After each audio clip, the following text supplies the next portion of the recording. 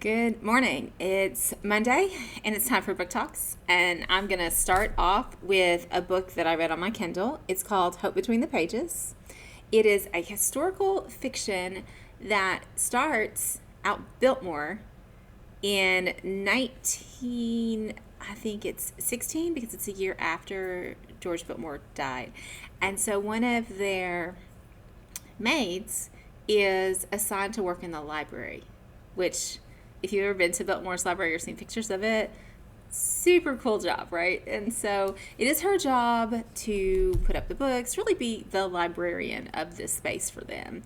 And she's so good at her job, and she lays out the perfect books for guests that she attracts the attention of one of the guests.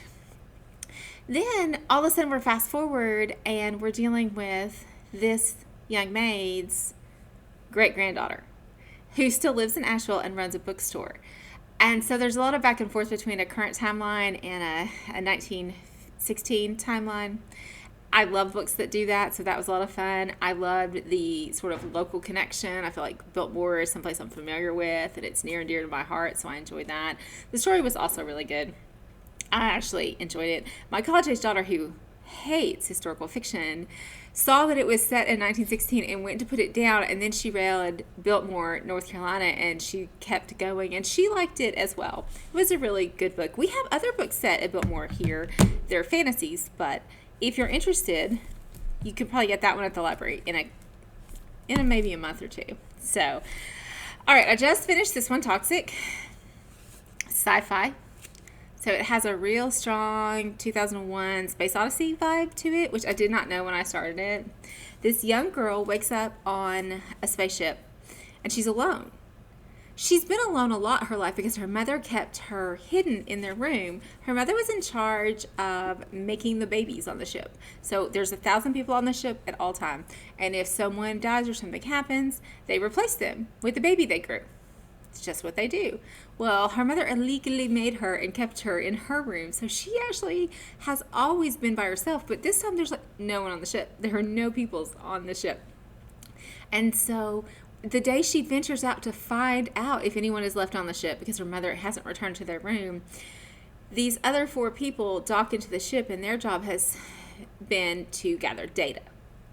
The company that owns the ship knows the ship is dying, and that's why people have evacuated. But they want data about how to make the next ship better. And so the whole story is about what's happening to the ship and what's happening to this young girl by herself. And of course, there's a little love story because almost every book has a little love story in it. I did enjoy it, though. All right, Without Malice. It's a mystery. I don't know why I keep reading Amnesia stories when I don't love unreliable narrators. But the very definition of an unreliable narrator is someone who doesn't remember the story. And that is exactly where I was with this one. I did enjoy the story. I was very interested in the outcome. I kept up with it. It wasn't a bad book at all. But I just have to remember that Amnesia and I are not the best fits. This book, great. Contemporary. I don't read a lot of contemporary because it has a tendency to make me cry, and I really like my books to be happy. It is what it is. This book made me cry, but sometimes in the very best way.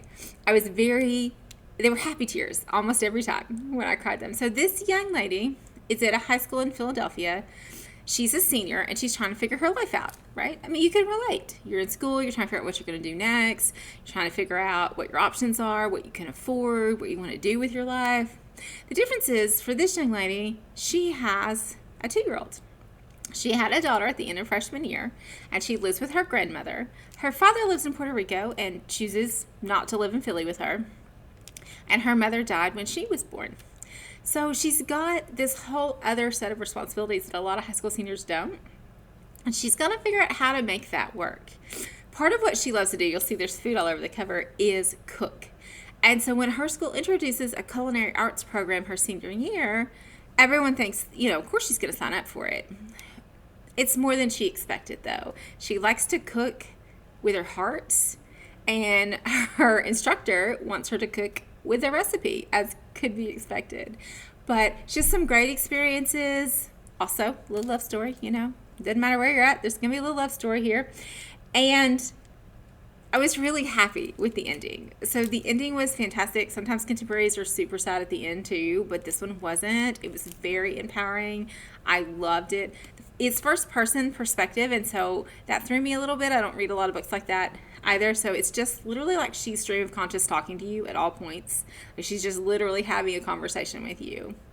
It's a good book, though, and I definitely recommend it. So come see us if you need some new books. If you want any of these books, they'll be ready in circulation, ready for you to go, except for the historical fiction. Hope you guys had a great weekend and have a great week.